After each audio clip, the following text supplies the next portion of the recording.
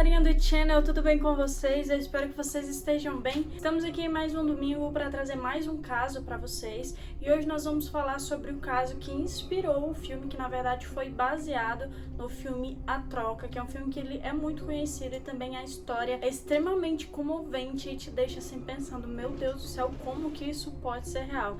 Mas ele de fato aconteceu. Então se você quiser saber de todos os detalhes, o que foi que aconteceu no caso real e algumas fotos reais também, fique aqui comigo até o final que eu vou contar tudo pra vocês.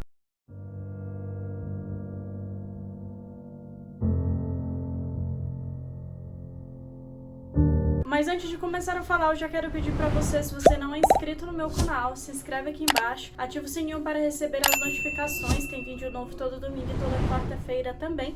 Aqui eu trato tanto sobre casos criminais como síndromes e transtorno de filmes e séries. Então se você gosta desse tipo de conteúdo, esse é o lugar certo. Deixa o like aqui no começo do vídeo e me segue lá pelo Instagram, @emmente.psique. Então, gente, eu já quero falar pra vocês que o filme ele foi realmente bem fiel ao caso.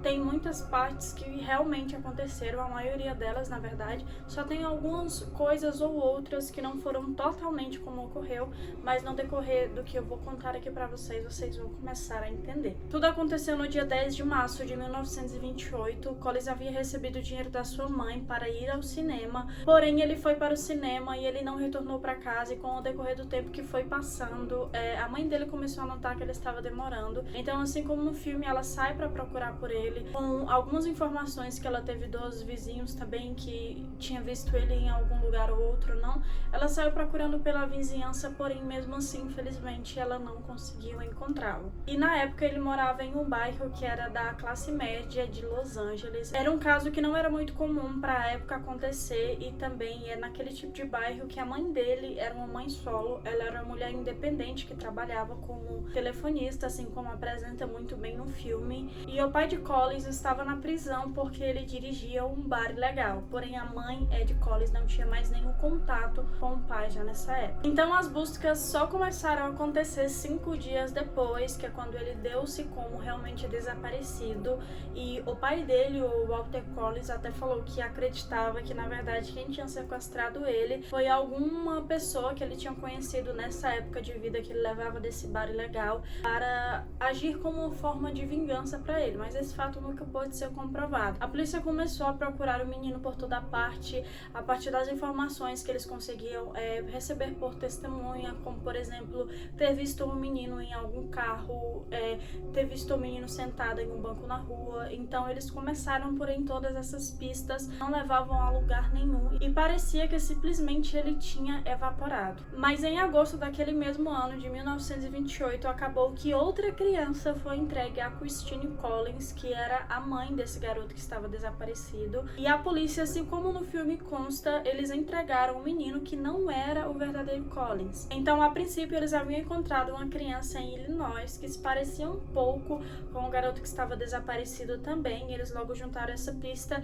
e como eles queriam uma visão positiva da mídia, acabou que eles não pesquisaram realmente a fundo para saber se aquele garoto era de fato o Collins ou não. O delegado que atuava na época era o James Davis, e ele era conhecido por ser uma pessoa extremamente autoritária, que não aceitava que alguém dissesse não para ele como resposta. Ele também ficou conhecido pois ele tinha 50 homens ao seu dispor, e ele tinha uma política bem dura de primeiro bater para depois perguntar, e de matar também qualquer pessoa que fosse um possível criminoso, sem sequer ter uma base de investigação apropriada. Então, no primeiro momento, a Christine já viu aquela criança e falou que não era o filho dela, porém com a pressão que ela recebeu ali dos policiais, ela acabou levando aquele menino para casa, porque eles estavam alegando que ela estava confusa do trauma, o garoto também havia passado por muita coisa, então era para ela levar aquela criança para casa, e com o decorrer do tempo ela ia começar a se dar conta de que aquele era de fato o filho dela. O que é uma coisa muito absurda de se pensar, porque como que uma mãe não vai conhecer o próprio filho? Mas com o passar das semanas, realmente esse fato ele não pôde ser testificado, porque aquele garoto não era o Walter Collins. o menino que havia desaparecido. Então, quando Christine foi à delegacia, ela falou com o delegado que estava cuidando do caso, que era o J.J. Jones, e ele praticamente a ridicularizou e disse que ela, na verdade, queria abrir a mão dos direitos que ela tinha como mãe, que ela não queria cuidar do filho dela, que ela tinha se acostumado com a vida da época que ela ficou sozinha, nesses 5 meses em que a criança estava desaparecida. Então, nesse momento, ela não queria mais cuidar do filho dela e que ela era o pior tipo de mulher que ele já havia conhecido na vida dele. Mesmo ela falando que ela queria que as buscas pelo filho dela retornasse, a delegacia na época não deu ouvidos. E, gente, como vocês sabem, o caso de pessoas desaparecidas, o tempo, ele é muito importante, porque pode ser questão de horas, pode ser questão de minutos, para a pessoa estar viva naquele momento e depois já ser tarde demais. Então a mãe, imagina só, ela estava vendo uma agonia intensa de saber que seu filho ainda estava perdido por aí e que ninguém estava procurando por ele. E nada do que ela fizesse ou falasse estava sendo levado em consideração. Mesmo com as provas constantes de que aquele menino não era o filho dela, mesmo assim o corpo policial não queria acreditar. E a gente entende claramente atualmente que era só por uma questão de mídia, porque eles não queriam que a polícia entrasse em todo esse escândalo, porque entregar uma criança que não era a criança verdadeira para uma mãe que estava desesperada procurando o seu filho é um erro gravíssimo que não pode ser cometido em hipótese nenhuma. Então eles não queriam que isso fosse para mídia e que fosse alarmada, e as pessoas já tinham uma visão ruim da polícia na época e essa visão só ia piorar ainda mais. Então era tudo questão mais de política. E aquilo que aconteceu no filme, gente, realmente aconteceu na vida real. Jones, ele jogou a Christine em um hospital psiquiátrico do condado da época, segundo o código 12, que era um código onde os policiais mandavam as pessoas para lá sem ter uma investigação mais profunda para saber se aquela pessoa realmente deveria estar em um hospital psiquiátrico ou não. E ela foi, infelizmente, mandada para lá nessa época. Mas nessa mesma época já estava tendo a investigação do serial killer Gordon Northcott, e havia suspeitas de que aquele homem, na verdade, havia levado o Walter e possivelmente também o tivesse matado. E nesse mesmo período também, Arthur Hutchins, que era a criança que estava se passando por Walter, ele admitiu que, na verdade, ele não era o Walter e que ele apenas queria ir para Los Angeles. E ele encontrou ali uma oportunidade perfeita, porque ele queria conhecer o seu ídolo do cinema, que era o Tom Mix. E também, gente, tinha diversas testemunhas, inclusive o próprio dentista do Walter Collins, que fez um exame na cárie dentária do Arthur na época, e ele testificou realmente que aquele não poderia ser o Walter. E mesmo com as informações dos professores que conheciam o Walter, de diversas pessoas que o conheciam, que isso Christine havia levado também para o corpo policial para apresentar a ele todas essas testemunhas, eles não quiseram ouvir. Mas nisso, com o decorrer do tempo, as investigações elas foram se desdobrando e não havia como mais tentar mascarar aquela situação e apenas fingir que não tinha nada de errado ali e que Christine era que estava louca. Aquilo não havia como se sustentar. Agora, gente, como eu havia falado para vocês, estava sendo nessa mesma época investigado um serial killer que era o Gordon Northcott, e agora eu quero contar para vocês alguns detalhes sobre isso. Gordon, ele foi uma criança que desde sempre ele era muito perturbado, ele tinha um péssimo comportamento e também apresentava um comportamento tanto quanto perigoso como as suas questões sexuais. A mãe dele sabia que ele tinha esse mau comportamento, porém mesmo assim ela não tentou de certa forma intervir ali para que aquele menino pudesse desenvolver as suas questões e talvez não apresentar um comportamento de risco no futuro. Como isso não aconteceu, Gordon, com o decorrer da sua vida, só foi piorando mais o seu caso. Sarah Louisa Northcott, que era o nome da mãe de Gordon, ela deu à luz a ele ainda no ano de 1908 no Canadá. Mas a partir do ano de 1926, a família Northcott se mudaram para um rancho que ficava em Wine Valley, na Califórnia. E nessa época, Gordon também começou a contatar o seu sobrinho, que na época possuía 16 anos de idade, que o seu nome era Stanford Wesley Clark. Então, Stanford acabou cedendo à proposta de Gordon, que era que ele fosse para o rancho e começasse a trabalhar com a família lá. E ele foi morar nesse rancho de Wine Valley no ano de 1928. Mas, gente, como eu falei pra vocês, essa história não tinha como ter um final mais trágico do que aconteceu, porque Gordon, ele era um homem extremamente perigoso, ele era novo na época, possuía apenas 19 anos, mas mesmo assim ele era muito perigoso. Ele começou a abusar do seu próprio sobrinho sexualmente também e a fazer com que ele fizesse trabalhos forçados e também fazer com que ele ajudasse Gordon em todas as outras séries de coisas horríveis que começaram a acontecer. Gordon, ele começou a abusar sexualmente das crianças que ficavam próximo ao lugar onde ele morava, e ele abusava sexualmente e mandava as crianças irem embora. A mãe dele sabia de tudo que estava acontecendo, porém parecia que ela não queria intervir e que ela apenas queria proteger a imagem do filho. Gordon, com o decorrer do tempo, ele começou a perceber que aquilo que ele estava fazendo era extremamente arriscado, porque ele abusava de crianças que conhecia ele, que moravam perto dele, e depois ele mandava as crianças embora, e algumas dessas crianças poderiam denunciá-lo. Mas as crianças que moravam ali perto de Gordon, elas nunca chegaram a denunciar, talvez seja porque Gordon ameaçava e também por vergonha do que aconteceu. Claro, gente, que não tem motivo da criança sentir vergonha de um abuso sexual, porém mesmo assim a mente dela pode ficar muito perturbada. Quem deve sentir vergonha e culpa é o agressor, e ele que deve pagar por todas essas coisas. Quem fez alguma coisa de errada não foi a criança em hipótese nenhuma, mas mesmo assim a mente da criança pode ficar um pouco perturbada nesse quesito e acabar ficando com vergonha pelo que aconteceu. Aí, com o decorrer do tempo, ele começou a achar que era melhor, o melhor entre aspas aqui, claro, que ele iria levar as crianças, deixá-las em cativeiros ali, e todas as crianças que eles levavam eram do sexo masculino. Aqui eu falo eles porque Sanford também ele foi coagido a ajudar o Gordon, e ele juntava ali algumas crianças, deixavam por alguns dias, ele abusava sexualmente dessas crianças e depois ele matava. Então as crianças que ele começou a sequestrar eram crianças que normalmente não eram do mesmo lugar. Ele ia para lugares diferentes para sequestrar dessas crianças, abusá-las e depois matá-las. Uma dessas crianças que possivelmente ele sequestrou, abusou e matou foi também o Walter Collins. E na época, então, estava tendo todo esse alvoroço para encontrar o garoto desaparecido também. E, gente, eu vou contar aqui algumas questões bem perturbadoras. Tem livros sobre o caso também, e que os livros têm muitos detalhes que são muito dolorosos de se ler e muito perturbador também de se saber, mas Sanford, ele era obrigado também a matar os garotos. Em uma das feitas, Sanford, ele foi obrigado por Gordon a pegar um machado, a bater na cabeça de uma criança, porém ele ficou muito desesperado, ele chorou muito. Ele chegou a bater nessa criança com o machado, mas a criança não havia morrido totalmente, apenas estava muito machucada, e ele não conseguiu terminar o que Gordon estava mandando ele fazer. Então Gordon, ele foi rapidamente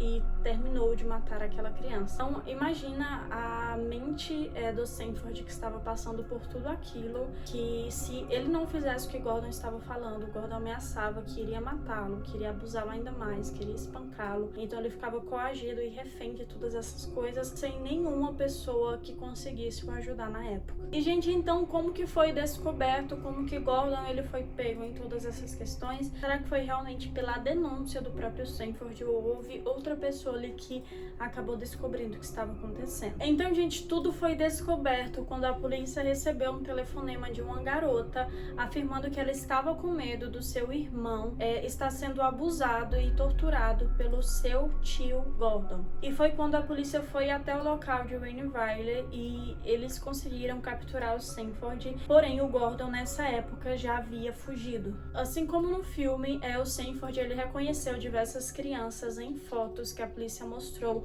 de crianças que estavam desaparecidas, e inclusive delas foi o Walter Collins. Porém, mesmo assim, gente, nunca se sabe exatamente o que aconteceu com o Walter, porque todas as investigações começaram a ficar um pouco confusas com o decorrer do tempo. E Gordon nessa época já havia fugido para o Canadá, ele foi fugido para a casa da sua irmã, porém a irmã dele denunciou que ele estava lá e rapidamente ele foi pego. Então ele falou que ele não tinha fugido porque ele não queria admitir que ele tinha feito aquelas coisas, mas sim porque ele queria proteger a mãe dele, que a mãe dele não poderia saber que ele fez tudo aquilo, porque ela iria ficar muito triste, aquilo iria matá-la, quando na verdade a mãe dele já sabia de todas essas coisas que estavam acontecendo. Então, gente, com o decorrer das investigações, o Gordon ele nunca afirmou claramente que ele havia matado o Walter. Em alguns momentos ele dava alguns depoimentos que ficavam muito confusos na cabeça das pessoas. Ele apresentava mudanças de humor muito rapidamente. E assim como no filme, gente, eu acho que aquele ator representou muito bem o papel do Gordon, porque ele tinha aquela característica um tanto quanto estranha,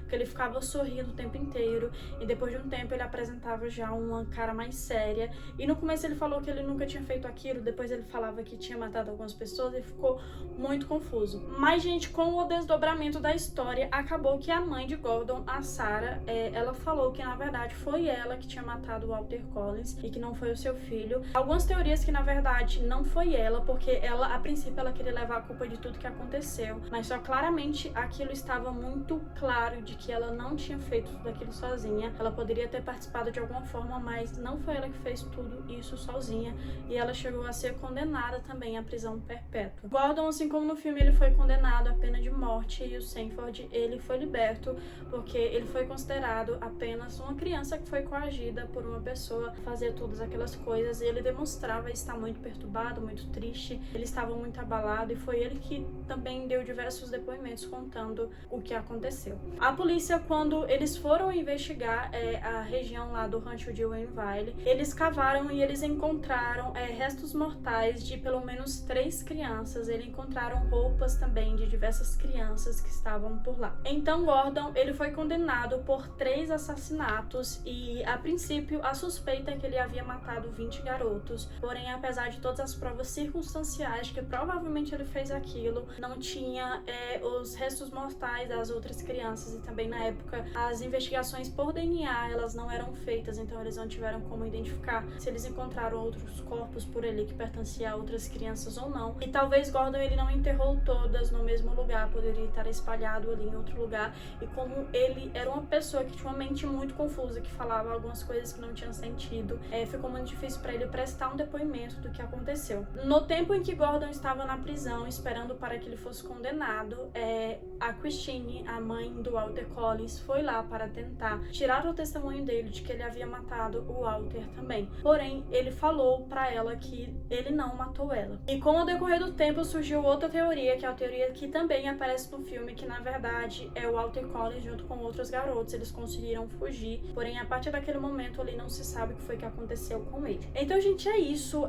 Tem muitas teorias nesse caso, que talvez o Walter tenha conseguido fugir, que na verdade ele foi morto pela mãe de Gordon, que na verdade ele foi morto por Gordon, e ele pode ter conseguido fugir, porém ele pode ter morrido no meio do caminho, pode ter tido algum problema para voltar para casa, ou que ele realmente fugiu, ele conseguiu ficar vivo, porém ele só nunca conseguiu voltar para casa, e não se sabe realmente ao certo o que foi que aconteceu com ele, mas que o caso com Gordon realmente está ligado, e que apenas algum período de tempo ele possa ter passado por lá, ele pode ter sido morto lá, ou ele pode ter fugido de lá, mas que ele foi para lá, é algo que realmente tem muita evidência que corrobora para isso. Outra coisa também é que quando Gordon ele foi para a pena de morte por enforcamento, no decorrer do tempo em que ele estava subindo as escadas, ele realmente fez aquele escândalo que tem no filme, ele pediu para todas as pessoas que estavam lá orar por ele. E só mais um detalhe que eu acho interessante comentar com vocês, que eu acabei esquecendo aqui no decorrer de toda a história, é que Gordon, na época que estava sendo julgado, voltando aqui um pouquinho atrás, ele recusou advogados e ele mesmo agiu na sua própria defesa. E apesar dele não ter feito um bom trabalho, porque ele realmente foi condenado